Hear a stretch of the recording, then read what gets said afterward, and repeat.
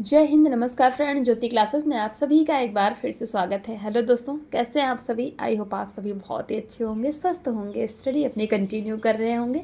चलते हैं हमारी आज की इवनिंग की क्लास की तरफ। जैसा कि आप सभी जानते हैं, इस चैनल के माध्यम से हम कर रहे हैं होम साइंस की सीरीज, जिसमें क्लास 6 to 12 की बुक को कवर कर रहे हैं।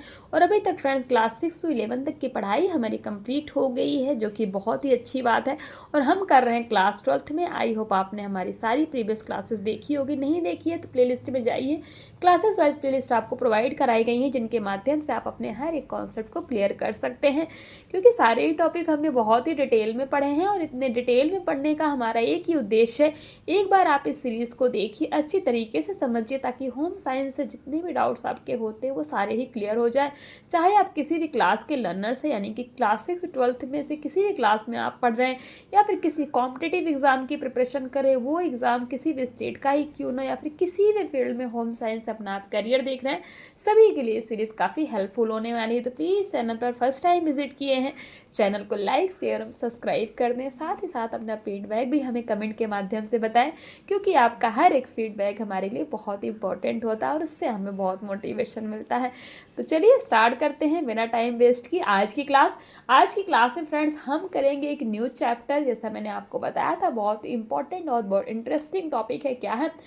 फैशन डिज़ाइन और व्यापार। कौन सा चैप्टर है हमारा? फैशन डिज़ाइन एवं व्यापार, यानी कि फैशन डिज़ाइन एंड मर्चेंडिसिंग है। तो इसके बारे में हम चर्चा करेंगे, और इस पूरे चैप्टर में हम पढ़ने क्या वाले हैं तो आप देख लीजिए। आप चाहे इसका स्क्रीनशॉट ले सकते हैं। पहला है फैशन के बारे में हम जानेंगे, फैशन व्यापार पे भी हम देखेंगे, फैशन के खुदरा संगठन क्या होते हैं इस पे चर्चा करेंगे, फैशन व्यापार के प्रमुख विभाग कौन कौन से हैं इसको भी हम डिस्कस करेंगे, जीविका के लिए तैयारी, और साथ ही साथ फैशन डिजाइन और व्यापार का कार्य क्षेत्र भी हम देखेंगे। तो ये सारे ही टॉपिक फ्रेंड्स हम कवर करने वाले हैं इस चैप्टर के माध्यम से। कौन सा? फैशन डिजाइन एंड मर्चेंडिसिंग है। तो ये हमारा चैप्टर होने वाला, और ये सारी चीज़ें हम इस पे पढ़ने वाले हैं। आई होप आपको एक बार पूरा ओवरव्यू मिल गया होगा कि आप इस पूरे चैप्टर में पढ़ेंगे क्या। तो स्टार्ट करते हैं आज की क्लास। बस आज की क्लास स्टार्ट करने से पहले एक बार मैं आपको प्रीवियस क्लास का एक बार क्विक रिवीजन करा देती हूँ कि हमने क्या पढ़ा था प्रीवियस क्लास में। तो फ्रेंड, प्रीवियस क्लास जो हमारी आज सुबह मॉर्निंग में हुई थी, उसमें हमने क्वेश्चन आंसर्स की प्रैक्टिस की थी, जो कि हमारा चैप्टर 8 वस्त्र एवं परिधान के लिए डिज़ाइन से रिलेटेड था। जो हमारा चैप्टर था ना, चैप्टर 8 हम कर रहे थे वस्त्र एवं परिधान के लिए डिज़ाइन, तो उससे रिलेटेड जितने भी क्वेश्चन आंसर्स बनते हैं उन सारों की हमने प्रैक्टिस की थी। एनसीईआरटी क्वेश्चन जो इंपॉर्टेंट वो भी हमने देखा था, बहुविकल्पी, अति लघुत्तरी है, तो कई फॉर्म में हमने उन क्वेश्चन आंसर्स की प्रैक्टिस की। आई होप आपने उस क्लास को देखा होगा। नहीं देखा है तो प्लेलिस्ट में जाइए, इसलिए आपको वहाँ से क्लास मिल जाएगी। आप उसके माध्यम से जितने भी आपके डाउट्स बनते हैं वस्त्र एवं परिधान के लिए डिज़ाइन में, तो आप उसके माध्यम से आप अपने हर एक डाउट्स को क्लियर कर सकते हैं। तो ये तो हमारी प्रीवियस क्लास थी। अब हमने वस्त्र एवं परिधान के लिए डिज़ाइन तो देख लिया। अब हम देखते हैं फैशन डिज़ाइन और व्यापार है। डिज़ाइन तो हमने जान लिया कि डिज़ाइन क्या होता है, बट अब हम जानेंगे फैशन डिज़ाइन और व्यापार के बारे में। तो स्टार्ट करते हैं आज की क्लास। तो विश्व में फैशन डिज़ाइन और व्यापार सबसे अधिक महत्वपूर्ण जीविका विकल्पों में से एक है। क्या पढ़ा हमने? पूरे विश्व यानी कि पूरे वर्ल्ड में फैशन डिजाइन और व्यापार सबसे अधिक महत्वपूर्ण जीविका विकल्पों में से एक है। भारत में जहां वस्त्र निर्माण उद्योग सदियों से विकसित हो रहा है, वहीं फैशन डिजाइन के क्षेत्र में भी तेजी से वृद्धि होने के कारण परिधान एवं उससे संबंध डिजाइनों के क्षेत्र में नई संभावनाएं उत्पन्न हुई हैं। फैशन उद्योग से व्यक्ति की भौतिक आवश्यकताएं हैं। भौतिक आवश्यकताओं से क्या मीनिंग है? जो हमारी मूलभूत आवश्यकताएं होती हैं, जैसे कि भोजन, पानी, कपड़ा, रहने का स्थान, यही हमारी क्या है? भौतिक आवश्यकताएं, अर्थात मूलभूत आवश्यकताएं। वह रचनात्मक इच्छा। रचनात्मक इच्छा क्या होती है? तो फ्रेंड्स, रचनात्मक इच्छा आप ऐसे समझिए कि एक ऐसी इच्छा जो व्यक्ति को कुछ नया सोचने, करने एवं बनाने की प्रेरणा देती है, वही हमारी क्या है? एक जो है रचनात्मक। जैसे आप कोई पेंटर है, वो कोई न्यू पेंटिंग बनाना चाहता है, थोड़ा हटके बनाना चाहता है, तो वो क्या है? उसकी क्रिएटिव थिंकिंग जिसको आप बोल सकते हैं, तो वही हमारी रचनात्मक इच्छा है। तो ये क्या बोल रहे हैं कि फैशन उद्योग से व्यक्ति की भौतिक आवश्यकताएं व रचनात्मक इच्छा पूरी होती है। तो अब नेक्स्ट हम देखते हैं फैशन। तो फैशन, वर्तमान में फैशन एक महत्वपूर्ण व्यवसाय के रूप में स्थापित हुआ है। इसके अंतर्गत लाखों लोग डिजाइन, निर्माण, वितरण, वितरण से क्या अभिप्राय है, डिस्ट्रीब्यूशन है, बांटना आप एक तरीके से कह सकते हैं। वितरण यानी कि डिस्ट्रीब्यूशन, जैसे किसी वस्तु, सेवा या जानकारी को एक स्थान से दूसरे स्थान तक पहुंचाना ही क्या है, वितरण है। तो निर्माण आप समझते होंगे, कंस्ट्रक्शन, तो निर्माण, वितरण, विपणन यानी कि मार्केटिंग, विज्ञापन, प्रसार है, प्रसार यानी कि फैलाव, प्रसार क्या है, फैलाव है, प्रचलित करना। तो प्रसार व परामर्श के क्षेत्र में रोजगार प्राप्त कर रहे हैं। फैशन डिजाइन समझने के लिए फैशन की प्रकृति तथा उसके कार्य करने के ढंग को समझने की आवश्यकता है। फैशन के मूल सिद्धांत फैशन व उसे प्रभावित करने वाले कारकों के परस्पर संबंधों की कुछ संकल्पनाएं हैं जिन्हें समझना आवश्यक है। पहला है फैशन संबंधी शब्दावली। पहले तो आपको शब्दावली का नॉलेज होना चाहिए, फैशन का देख लेते हैं। फैशन संबंधी शब्दावली कौन कौन सी है। फैशन एक सरल विषय नहीं है। फैशन के विभिन्न पहलुओं की चर्चा करने के लिए कुछ शब्दों और वाक्यांशों का उपयोग किया जाता है। फैशन उद्योग की संकल्पनाओं को समझने के लिए उन्हें समझना आवश्यक है। ये हैं फैशन है, शैली, फैड्स, क्लासिक स्टाइल। इन सभी को एक एक करके समझ लेते हैं। ये क्या है, फैशन की शब्दावली है। फैशन फैशन एक शैली या शैलियाँ है, यानी कि स्टाइल जिसको हम बोलते हैं। फैशन क्या एक स्टाइल है जो किसी एक कालावधि यानी किसी एक टाइम पीरियड में सबसे अधिक प्रचलन में रहती है, उसी को हम क्या कहते हैं, फैशन कहते हैं। शैली क्या है, स्टाइल या परिधान अथवा सहायक सामग्री को विशेष दिखावट व विशिष्टता होती है। शैली फैशन में आती है और चली जाती है, परंतु कुछ विशिष्ट शैलियाँ हमेशा बनी रहती। कुछ ऐसे होता है ना कि कुछ भाई ये आज इसका स्टाइल है, मतलब ये कुछ दिनों तक चला। जैसे कई बार देखो आप लोग फुल आस्तीन का जो है सूट पहनते थे हैं, फिर उसके बाद हाफ आस्तीन आया, तो मतलब कुछ टाइम तक फुल आस्तीन का सूट था पूरी बाजू तक, फिर उसके बाद हाफ पे आया। वो क्या था, वो स्टाइल था, वो उसकी शैली थी। फिर उसके बाद आता है, फिर चला जाता है तो यही क्या है, हमारी शैली है। तो शैली आपको समझ में आ गई होगी। अब नेक्स्ट है हमारा अस्थायी फैशन है। तो फैड्स के बारे में हम देखते हैं। ये कम समय के लिए आते हैं। जो अस्थायी फैशन यानी कि फैड्स होते हैं, कम समय के लिए आते हैं। क्यों? क्योंकि ये इतने आकर्षक, उपयोगी और प्रभावी नहीं होते हैं कि ग्राहकों को लंबे समय तक आकर्षित कर सके। ये एक ही बार आकर चले जाते हैं। जैसे बैगी पैंट, हाफ पैंट आदि, ये किसकी श्रेणी में आते हैं, अस्थायी फैशन है। नेक्स्ट है हमारा चिरस्मत शैली। क्या? चिरस्मत शैली यानी कि क्लासिकल स्टाइल है। जो हमारी क्लासिकल स्टाइल होती है, यह शैली पूर्णतः अप्रचलित नहीं होती और लंबे समय तक अपनाई जाती है।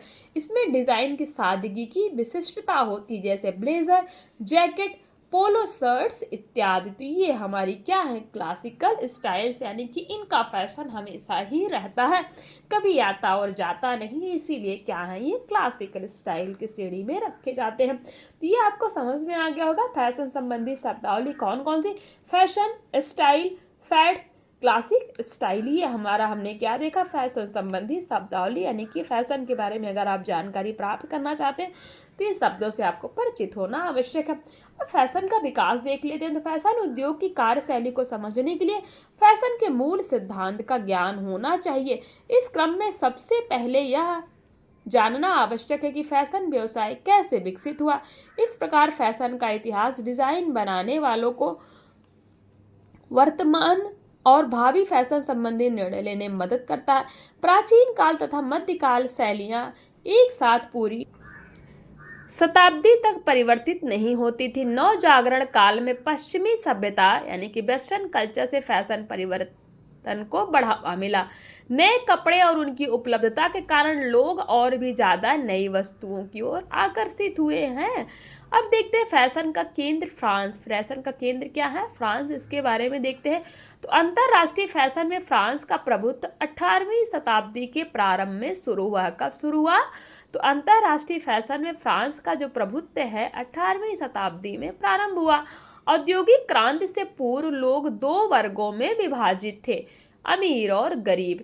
केवल अमीर ही फैशन वाले कपड़े खरीदने में समर्थ थे। 18वीं शताब्दी के अंत तक सम्राट लुईस 14वें और उनके दरबारियों के शाही परिधान की शैली ने पेरिस में यूरोप को फैशन की राजधानी बना दिया। ध्यान दीजिएगा, 18वीं शताब्दी का जब अंत हुआ तो सम्राट लुईस जो है 14वें और उनके दरबारियों के शाही परिधान की शैली ने पेरिस में यूरोप को फैशन की राजधानी बना दिया।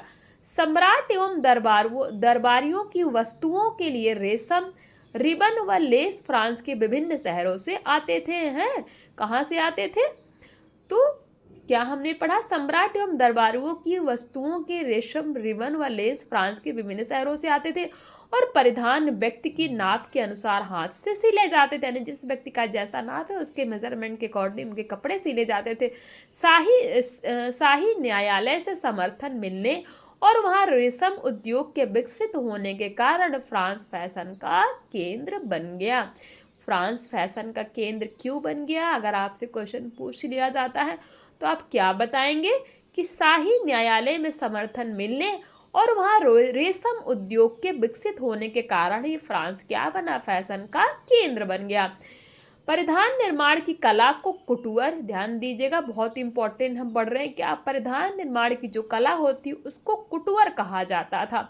परिधान को डिजाइन करने वाले पुरुष को क्या कहते थे? कुटीरियर, और महिला को कुटूरियरे कहते थे। हैं तो ध्यान दीजिएगा ये हम क्या पढ़ रहे हैं?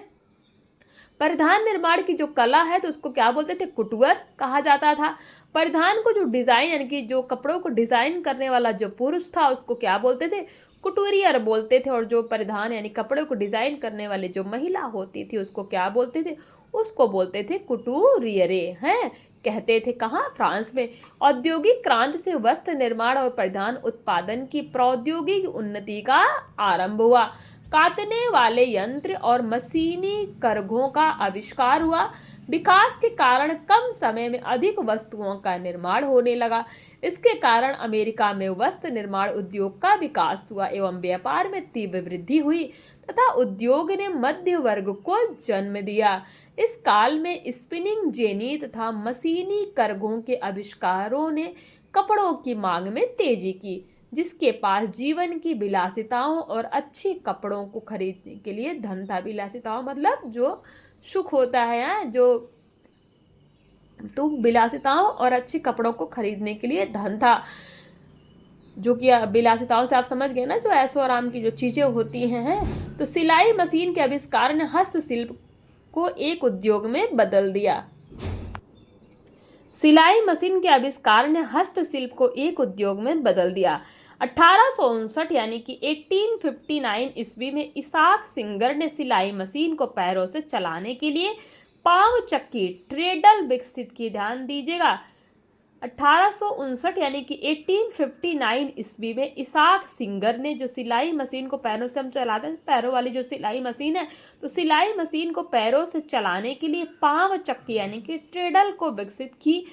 1849 यानी कि 1849 ईस्वी में लेवी स्ट्रास ने टेंटों और माल डिब्बों के कवर के लिए बने कपड़ों के उपयोग से पैंटें बनाई जिनमें औजार रखने के लिए जेबें लगाई गई। ये काफ़ी लोकप्रिय हुई और डेनिम्स के नाम से जानी गई। किसके नाम से? डेनिम्स के नाम से जानी गई। प्रारंभ में डेनिम्स के कपड़े मजदूरों के द्वारा उपयोग किए जो हम जीन्स वगैरह पहनते हैं ना डेनिम, तो जो स्टार्टिंग हुआ जब इसका तो उस समय इसको कौन पहनता था? जब मजदूर के कपड़े होते थे तो वो इनको पहनते थे। महिलाओं द्वारा 1880 यानी कि 1880 के दशक से स्कर्ट व ब्लाउज का प्रचलन शुरू हुआ जो महिलाओं के लिए पहनने को तैयार कपड़ों के निर्माण की ओर एक कदम था। 19वीं शताब्दी जब आई तो 19वीं शताब्दी में मेलों और बाजारों के माध्यम से जनसाधारण को उनकी आर्थिक स्थिति के अनुकूल फैशन उपलब्ध कराए गए। विभिन्न जगहों से यात्री और व्यापारी इन बाजारों से कपड़े लाते थे तथा खरीदते एवं बेचने वाले अक्सर मोल भाव करते थे। शहरों में जब लोग बसने लगे तब उनकी आवश्यकताओं की पूर्ति के लिए बड़ी दुकानें यानी कि जनरल स्टोर्स खोली गई। विविध प्रकार के कपड़ों की बढ़ती मांग के साथ शहरों में खुदरा दुकानें यानी कि रिटेल शॉप खुली। जब कपड़ों की मांग बढ़ी तो उसी के अनुसार शहरों में रिटेल शॉप्स भी खुल गई। तो ये तो हमने जाना फैशन का केंद्र फ्रांस के बारे में। फैशन का चक्र देख लेते हैं। तो फैशन चक्र से अभिप्राय उस समय या जीवन काल से है जिसमें एक फैशन चलता था। फैशन शुरू होने से खत्म होने तक 5 स्तरों से गति करता था। जो निम्न प्रकार है। 5 स्तर कौन कौन से? पहला है शैली की प्रस्तुति, यानी कि इंट्रोडक्शन ऑफ स्टाइल। डिजाइन अपने रचनात्मक विचारों के आधार पर नए नए डिजाइन एवं शैली के परिधान बनाकर लोगों के सक्षम प्रस्तुत करते थे। कौन? जो डिजाइनर थे। तो डिजाइनों की रचना के लिए रूपरेखा, रंग, आकृति, वस्त्र जैसे अवयवों तथा अन्य विवरण की ओर उनके एक दूसरे के साथ संबंध को बदलना पड़ता था। नेक्स्ट है लोकप्रियता में वृद्धि, यानी कि इंक्रीज इन पॉपुलरिटी। जब कोई फैशन बहुत से लोगों द्वारा अपनाया जाने लगता है तो उस फैशन की लोकप्रियता बढ़नी शुरू हो जाती है। नेक्स्ट है लोकप्रियता की पराकाष्ठा, यानी कि पीक ऑफ पॉपुलरिटी है। जब कोई फैशन लोकप्रियता के शिखर पर होता है तब उसकी मांग इतनी अधिक बढ़ जाती है कि बहुत से निर्माता उसकी नकल करते हैं और विभिन्न मूल्य स्तरों पर उसके रूपांतरणों का उत्पादन करते हैं। नेक्स्ट पॉइंट 4 है लोकप्रियता में कमी आना, यानी कि डिक्लाइन इन पॉपुलरिटी। जब किसी प्रचलित फैशन तथा शैली के परिधान का विभिन्न निर्माताओं द्वारा अत्यधिक संख्या में उत्पादन और विक्रय शुरू कर दिया जाता है तब फैशन की लोकप्रियता घट जाती है। उपभोक्ता व्यक्ति फिर से कुछ नया ढूंढना शुरू करते हैं। जैसे कहने का मतलब है जब सबके पास सेम चीज़ होगी तो हर व्यक्ति क्या सोचेगा कि उसके पास कुछ नया हो, तो उसी से क्या होता है, फैशन में लोकप्रियता कम हो जाती है। नेक्स्ट 5वां पॉइंट है शैली का परित्याग अथवा अप्रचलन, यानी कि रिजेक्शन ऑफ स्टाइल और ऑब्सोलेशन। फैशन चक्र के अंतिम पड़ाव में पहले वाले, ध्यान दीजिएगा, फैशन चक्र के अंतिम पड़ाव में पहले वाले मिशन की सामग्री की मांग तथा बिक्री लगभग समाप्त हो जाती है और फैशन प्रेमी नए फैशन को अपनाने लगते हैं। तो ये हमने देख लिया क्या, ये 5 पॉइंट देख लिया हमने किसके बारे में। तो ये तो हमने फैशन के 5 स्तर के बारे में जाने। आज की क्लास को यहीं तक करेंगे फ्रेंड्स, ये मैं आपको कल समझाऊंगी। नेक्स्ट टॉपिक फैशन व्यापार। आई होप आज की क्लास आपको समझ में आई हो, कॉन्सेप्ट्स क्लियर हुआ हो। कोई भी डाउट, कोई भी क्वेरी रह जाती है तो कमेंट के माध्यम से आप पूछ सकते हैं। किसी भी वर्ड में, किसी सेंटेंस में आपको पूरा ही सोल्यूशन प्रोवाइड किया जाएगा। तो मिलते हैं हमारी नेक्स्ट क्लास में, तब तक के लिए जय हिंद, नमस्कार। हंसते रहिए, मुस्कुराते रहिए, एक दूसरे की हेल्प करते रहिए। और हाँ, अगर क्लास समझ में आई हो, कॉन्सेप्ट्स आपके क्लियर हुए हो तो चैनल को लाइक, शेयर और सब्सक्राइब करें। साथ ही साथ अपना फीडबैक भी दें और ज़्यादा से ज़्यादा इस क्लास को अपने दोस्तों के साथ भी शेयर करें ताकि वो भी हमारी सीरीज से लाभान्वित हो। धन्यवाद।